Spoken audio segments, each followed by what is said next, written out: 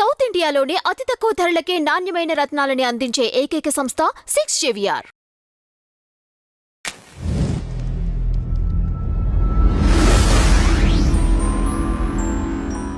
నమస్తే అండి, welcome to our channel. నమస్తే సార్. సార్, మీరు చేసిన సంకల్ప సిద్ధి ఈ చక్రం అయితే ఉందో అందులో తూర్పు వైపుకి సామాజిక సంబంధాలు పెట్టడానికి గల కారణాలేంటి? ఇది మనకి తూర్పు అనేది మనకి వాస్తుశాస్త్ర ప్రకారంగా మనకి ఇంద్రుడు అధిపతి అని చెప్తారు.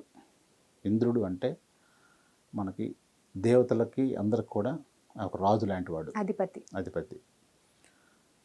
ఎక్కడైతే తూర్పు భాగంలో లోపం ఉన్నప్పుడు కొన్ని వృత్తులు చేసే వాళ్ళకి, కొన్ని పనులు చేసే వాళ్ళకి చాలా ఆటంకాలు వస్తుంటాయి.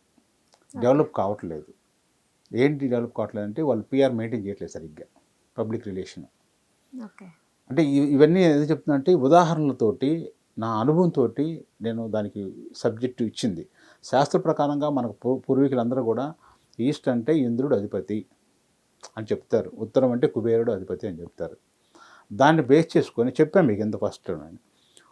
మనకి ప్రకృతి ముడిసరికనిచ్చింది, దాన్ని మనం ఎలా తీర్చిదిద్దుకుంటాం అనేది మన చేతిలో ఉంది అనేది. ఆ ముడిసరుకులో నుంచే నేను తీసుకున్నాను ఇదంతా. తీసుకొని ఇక్కడ ఒక బంగారంతో వస్తువులు తయారు చేసినట్టుగా అలా తయారు చేయడం జరిగింది.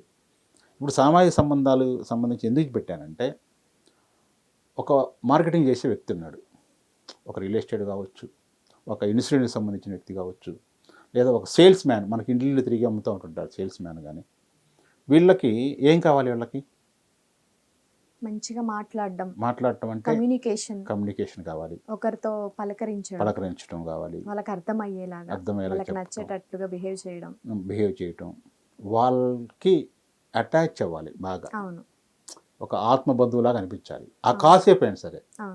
ఆ సంబంధాలు లేనప్పుడు ఇతను అంతా ఉంది, ఇతను సబ్జెక్ట్ ఉంది, అన్ని రకాలైన హంగులు ఉన్నాయి, పెద్ద మార్కెటింగ్ చేయగలిగే కెపాసిటీ ఉంది, అంటే ఎన్విరాన్మెంట్ ఉంది, ఇన్ఫ్రాస్ట్రక్చర్ ఉంది, కానీ దూసుకెళ్ళలేకపోతున్నాడు.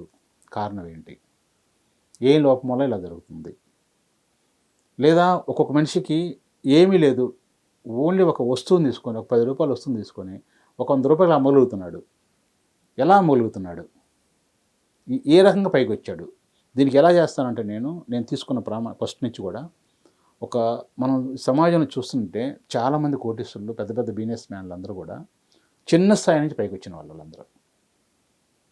ఎవరైతే చిన్న స్థాయి నుంచి, సామాన్య మానవుడి నుంచి, అంటే సామాన్య కుటుంబం నుంచి వచ్చి కోట్లు సంపాదించి, సంఘంలో పేరు ప్రతిష్టలు సంపాదించి వాళ్ళ ఒక మంచి పొజిషన్లో ఉన్నారు, నలుగురికి ఆదర్శంగా నిలుస్తున్నారు అంటే వాళ్ళ యొక్క బయోడేటా, వాళ్ళ యొక్క వాస్తు, వాళ్ళ ఇల్లుకు సంబంధించి అన్నీ తీసుకుంటాను నేను. దేని నుంచి వచ్చారు వీళ్ళంతా, వీళ్ళ ఇంటికి వాస్తుపరమైన బలం ఏంటి అని పరిశీలించినప్పుడు తూర్పు వైపు భాగం చాలా వాస్తుపరమైన ఎలా ఉండాలో అలా ఉంది. అప్పుడు వాళ్ళు ఏంటంటే ఒక 10 రూపాయల వస్తువును కూడా తీసుకెళ్ళి 100 రూపాయలు అమ్మగలుగుతారు. సార్, ఇది సైంటిఫిక్గా ఎలా ప్రూవ్ చేస్తారు సార్? ఇప్పుడు ఒక తూర్పు వైపు బాగుంది కాబట్టి ఈ పర్సన్ బాగున్నాడు అనేది, అసలు ఇది నిజమేనంటారా? ఇది మంచి క్వశ్చన్ అమ్మది. మనం ఎక్కడ నివసిస్తున్నాము? భూమి మీద నివసిస్తున్నాము. భూమి అనేది ఇది సైంటిఫిక్గా అందరూ తెలుసుకుందే, మనం చిన్నప్పుడు చదువుకుందే. భూమి 23.5 డిగ్రీల వాలుతోటి తన చుట్టూ తాను తిరుగుతూ సూర్యుడి చుట్టూ తిరుగుతూ ఉంది. అంటే ఇది ఇలా వాలు తూర్పు వైపుకి, ఈశాన్య వైపుకి వాలుగా ఉంటుంది. అంటే దానికి అది ఎలా అయితే ఉందో దానికి అనుగుణంగా మనం వెళ్తే ఎలా ఉంటుంది? మనకి ట్రాఫిక్లో ఉన్నాము, ట్రాఫిక్ వన్ వే ఉంటుంది, లేదా ఒక వరుస అటువైపు ఉంటుంది, ఒక వరుస ఇటువైపు ఉంటుంది. ఇటు వెళ్ళే వాళ్ళకి ఇటే వెళ్ళాలి, కానీ ఎదురొస్తే మనం ఎలా ఉంటుంది? యాక్సిడెంట్ అవుతుంది. తెలుసా నీకు? అదే రకంగా అసలు ఒప్పుకోరు ముందు, ట్రాఫిక్ ఒప్పుకోదు కదా. అదే రకంగా ఇక్కడ కూడా భూమి తిరిగే కక్షలో, అది తిరిగే వాలుని బట్టి దానికి వ్యతిరేకంగా మనం వెళ్ళినప్పుడు ఇబ్బందులు వస్తాయనేది రీజన్. అది నేను కనిపెట్టింది. ఇక్కడ ఎక్కడైతే తూర్పు మనం దేనికి సామాజిక సంబంధాలకు ఎందుకు ఇచ్చామంటే, ఈ యొక్క వాళ్ళతోటి అక్కడ తూర్పు వైపు కనుక మెరకలు ఉండటం కానీ, లేదా గోడ మూసేయటం కానీ, దానికి ఏదైనా కన్స్ట్రక్షన్ చేయటం కానీ, పెద్ద బరువులు పెట్టడం కానీ అలా చేసినప్పుడు ఏమవుతుందంటే ఇదే పరిశోధన ఇంకా ఇంకా నిత్యం జరుగుతున్నటువంటి పరిశోధన చేసినప్పుడు అప్పుడు ఆ వ్యక్తులు ఎవరైతే నేను పరిశోధించానో అనుభవాలన్నింటిని చూసి అప్పుడు అనిపించింది అంటే అలా ఉన్న వ్యక్తులందరూ కూడా చాలా బాగా అంటే ఆ ప్లేస్లో తూర్పు భాగంలో ఖాళీగా ఉండి వాస్తుపరమైన మనకి ఎవరైతే మనకి చెప్పాను ఫస్ట్ ముడిసరుకు అని చెప్పాను మీకు, ఆ ముడిసరుకు సంబంధించిన ఇక్కడ బాగుంది దీనివల్ల ఇల్లు డెవలప్ అవుతున్నారని అనుభవాలు పరిశోధన చేసి అదే ప్లేస్లో ఎక్కడైతే తూర్పు బెస్ట్ పెట్టిందో అన్ని హంగులుండి చదువుకొని ఎంబీఏ చేసి మార్కెటింగ్లో అన్నీ నేర్చుకొని టెక్నికల్గా నేర్చుకొని కూడా డెవలప్ కాలేకపోతున్నాడు. ఒక బజార్లో చిన్న బడ్డీ కొట్ల దగ్గర మనం అప్పుడప్పుడు చూస్తాం, చిన్న చిన్న బంకుల దగ్గర పిల్లలు కూడా అమ్ముతుంటారు, పిలిచల్లా అమ్ముతూ ఉంటుంటారు మనకి. అలా వాళ్ళకి ఎందుకు తేడా అని చెప్పేసి ఇవన్నీ పరిశోధన చేసి ఆ భాగానికి తూర్పు భాగానికి సైంటిఫిక్ రీజన్ తోటి మనకి ఇచ్చిన ప్రకృతి ఇచ్చిన ముడిసరుకుతోటి దాన్ని బేస్ చేసుకొని ఈ అంశాన్ని మనం ఇక్కడ దానికంటే మనం ఒక రకంగా చెప్పాలంటే ఒక ప్రతిష్ఠ చేసినట్టు దాన్ని అంశాన్ని అక్కడ నేను దానికి సంబంధించి అలా చేసి అక్కడి నుంచి ఉన్న అనుభవాన్ని తీసుకొని ఆ సామాజిక సంబంధాలు అనేది మనం ఈ చక్రంలో పొందుపరచడం జరిగింది. ఓకే, నాకు ఇంకొక డౌట్ సార్. ఇప్పుడు ఎవరైతే ఇంటి పెద్ద ఉంటారో వాళ్ళకి తూర్పు వైపు కలిసి వస్తే సరిపోతుందా, లేకపోతే ఆ ఇంట్లో 4 మనుషులు ఉన్నారు, ఆ 4 మనుషులకి కూడా ఇది వర్తిస్తుందా? నలుగురికి వర్తిస్తుందమ్మా. ఓకే, వర్తిస్తుంది. అయితే ఇక్కడ ఏమవుతుందంటే ఇదే తూర్పు సామాజిక సంబంధాలు బాగుండి ఆర్థికపరమైన లేకపోతే పేరు ప్రతిష్టలకు సంబంధించిన ఎక్కడన్నా ఆ భాగాలగిన బాగలేకపోతే ఇంకో రకమైన రిలేషన్స్ ఏర్పడతాయి వీళ్ళకి. ఓకే, అర్థమైందా? ఇప్పుడు దక్షిణ భాగం మనం కీర్తి ప్రతిష్టలకు ఇచ్చాం, తూర్పు సామాజిక సంబంధాలు ఇచ్చాం. కీర్తి ప్రతిష్ట అనేది ఎక్కడొస్తుంది? మచ్చ లేకుండా బతికినప్పుడు వస్తుంది. ఓకే, సామాజిక సంబంధాలు అనేది ఓకే, రిలేషన్స్ బాగానే ఉన్నాయి. ఆ రిలేషన్స్ ఏ రకంగా ఉన్నాయి? ఇప్పుడు దొంగతనం చేసేవాళ్ళు 10 మంది ఉన్నారు, వాళ్ళంతా వాళ్ళెవరికి రిలేషన్ బ్రహ్మాండంగా ఉంటుంది.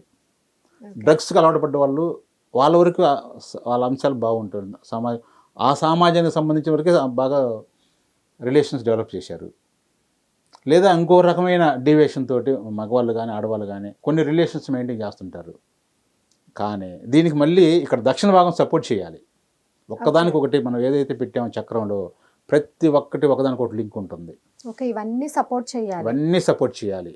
ఓకే, అది అలా ఒకటి తూర్పు ఒకటి సరిగా ఉంటే కాదు అంటే తూర్పు ఒక్కటి కరెక్ట్గా ఉన్నప్పుడు నువ్వు ఏం చేయగలుగుతావంటే ₹1 వస్తువును కూడా చీట్ చేసి ₹100 అమ్మగలుగుతావు నువ్వు, నీకు ఆ కెపాసిటీ వస్తుంది. కానీ అదొక్కటే కాదుగా మీకు లెక్క. ఆ ₹100 తీసుకెళ్ళి రూపాయి అమ్మిన దాన్ని దాచుకోవడం తెలియాలి, దాన్ని ఇంకా గ్రో చేసుకోవడం తెలియాలి. ఇప్పుడు దాన్ని తీసుకెళ్ళి నువ్వు దుర్వ్యసనాలకు బానిసైపోయి ఆ ₹100 నువ్వు ఇంకో రకంగా ఖర్చు పెట్టేసి వాడుకున్నావు అనుకో, అప్పుడు నీకు ఇబ్బంది అవుతుందిగా. అందుకని ప్రతి అంశానికి ఒక్కొక్క అంశానికి లింక్ ఉంటుంది ఇక్కడ. నువ్వు ఆ డబ్బులు దాయాలంటే అక్కడ ఇంకోటి సపోర్ట్ చేయాలి, ఉత్తరం సపోర్ట్ చేయాలి, నార్త్ సపోర్ట్ చేయాలి. అది ఆర్థిక అభివృద్ధి, అది సపోర్ట్ చేయాలి. అవును సార్, చాలా మంది కూడా సంపాదన ఉంటుంది కానీ వాళ్ళు దాయలేరు. ఎస్ అట్లా ప్రతి మంచి క్వశ్చన్ వేసావు, ప్రతి దానికి ఒకదానికి ఒకటి లింక్ ఉంటుంది అన్నమాట. అలా లింక్ ఉన్నప్పుడు అన్నిటిని బేరీ చేసుకొని మనం ఈ చక్రం పెట్టుకున్నప్పుడు ప్రతిదీ కూడా మీకు ఎక్కడైతే ఈ చక్రం ఇంట్లో ఉందో అంటే దీనికి సంబంధించిన నవరత్నాలు ఎక్కడైతే ఉన్నాయో అక్కడ బ్యాలెన్స్గా మనం జీవించగలుగుతాం. అది. Thank you sir. Thank you.